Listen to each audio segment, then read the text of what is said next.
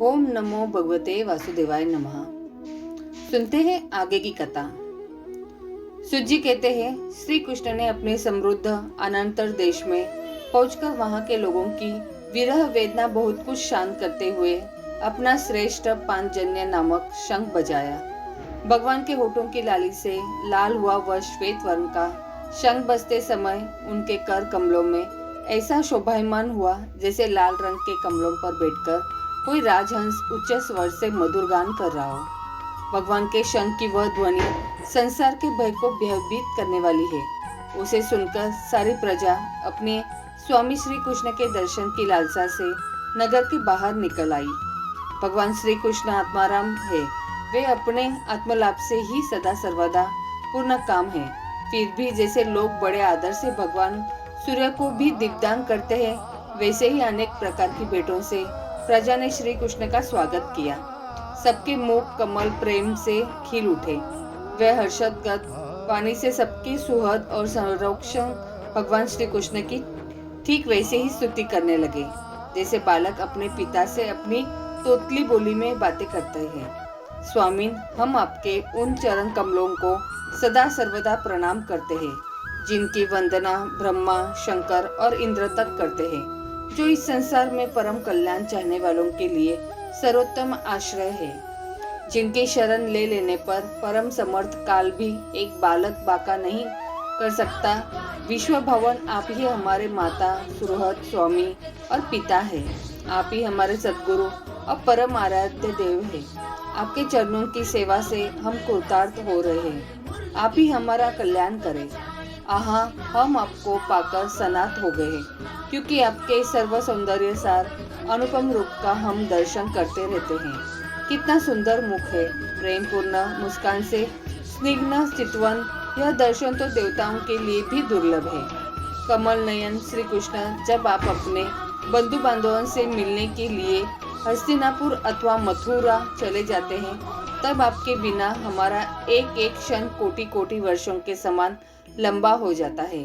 आपके बिना हमारी दशा वैसी ही हो जाती है जैसे सूर्य के बिना आंखों की।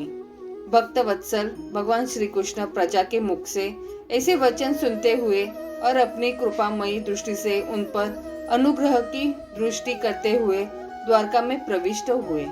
जैसे नाग अपनी नगरी भोगवती पातालपुरी की रक्षा करते हैं, वैसे ही भगवान की वह द्वारकापुरी भी मधु, भोज, दशाई, अहि, कुकरू, अंधक और वृष्णिवंशी यादवों से, जिनके पराक्रम की तुलना और किसी से भी नहीं की जा सकती, सुरक्षित थी।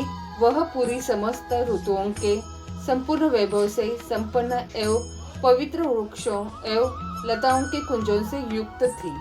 स्थान स्थान पर फलों से पूर्ण उद्यान, पुष्प वाटिकाएं एवं क्रीड़ा वन थे। बीच बीच में कमल युक्त सरोवर नगर की शोभा बढ़ा रहे थे। नगर के फाटकों, महल के दरवाजों और सड़कों पर भगवान के स्वागतार्थ बंधनवारें लगाई गई थी। चारों ओर चित्र विचित्र ध्वजा पताकाएं फहरा रही थी, जिनसे उन स्थानों पर घाम का कोई प्रभाव नहीं पड़ता था। उसके राजमार्ग, अनन्य सड़कें, बाजार और चौक झाड़ बुहार कर सुगंधित जल से सींच दिए गए थे और भगवान के स्वागत के लिए बरसाए हुए फल, फूल, अक्षत, अंकुर चारों ओर बिखरे हुए थे। घरों के प्रत्येक द्वार पर दही, अक्षत, फल, ईख, जल से भरे हुए कलश, उपहार की वस्तुएं और धूप दीप आदि सजा दिए गए थे। उदार शिरोमणि वसुदेव, अक्रूर उग्रसेन, अद्भुत पराक्रमी बलराम, प्रघुमन, चारुदेशन और जाम्बवंती नंदन सांबन ने जब यह सुना कि हमारे प्रियतम भगवान श्री कृष्ण आ रहे हैं, तब उनके मन में इतना आनंद उमड़ा कि उन लोगों ने अपने सभी आवश्यक कार्य, सोना, बैठना और भोजन आदि छोड़ दिए। प्रेम के आवेग से उनका हृदय उछलने लगा।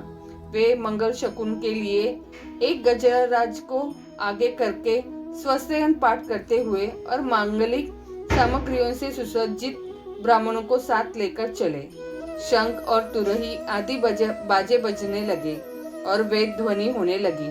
वे सब हर्षित होकर रथों पर सवार हुए बड़ी आदर बुद्धि से भगवान की अगवानी करने लगे।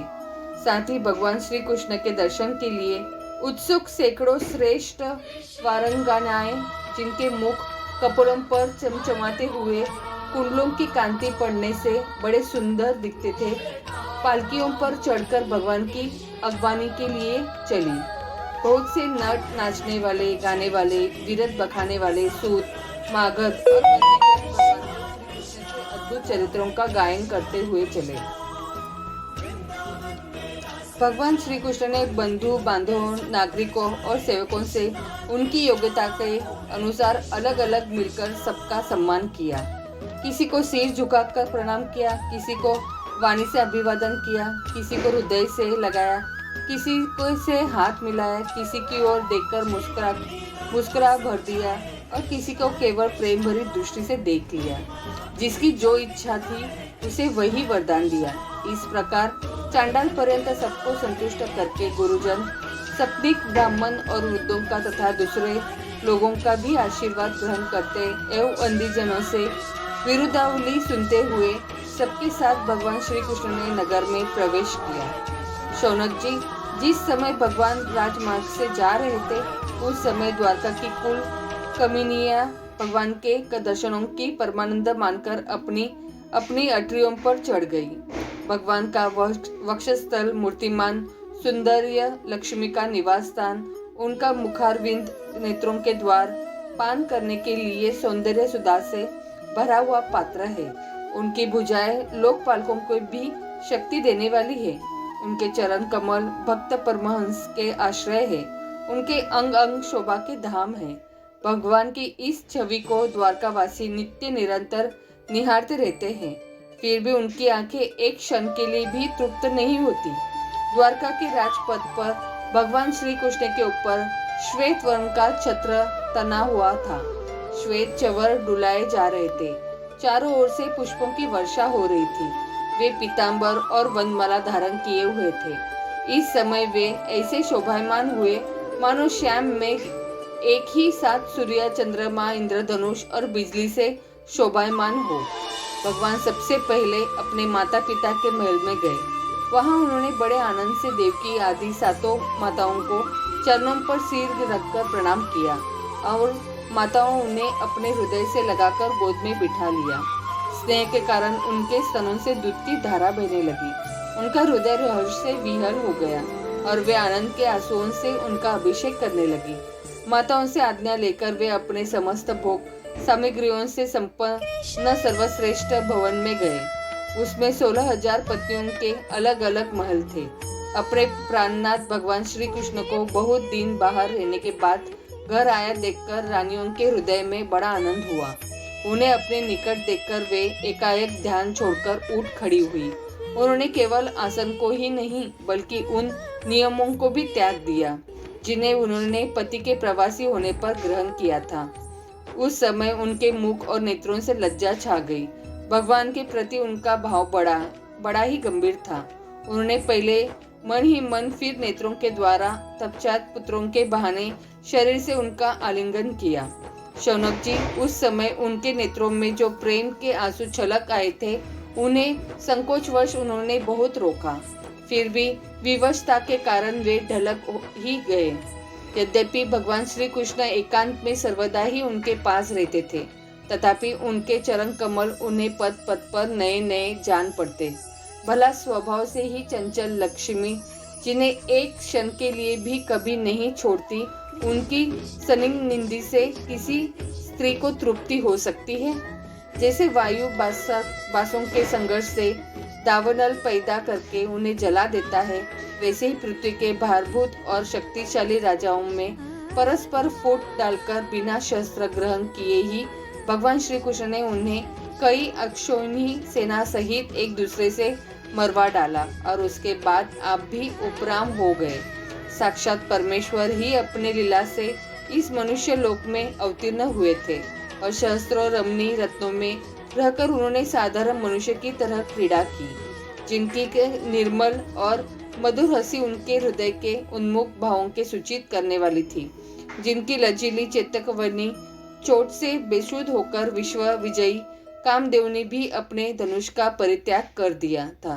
वे कामिनिया अपने काम विलासों में जिनके मन में तनिक भी शोभ नहीं पैदा कर सकी, उन असंख्य भगवान श्री कृष्ण को संसार के लोग अपने ही समान कर्म करते देखकर अशक्त मनुष्य समझते हैं। यह उनकी मूर्खता है। यही तो भगवान की भगवत्ता है। वे प्रकृति में स्थिर होकर भी उसके गुणों से कभी लिप्त नहीं होते।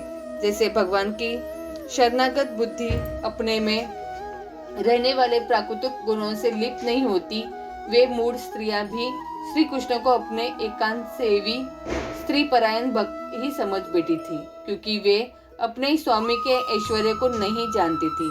ठीक वैसे ही जैसे अहंकारी वृत्तियां ईश्वर को अपने धर्म से युक्त मानती है। बोलो प्रेम से राधे राधे।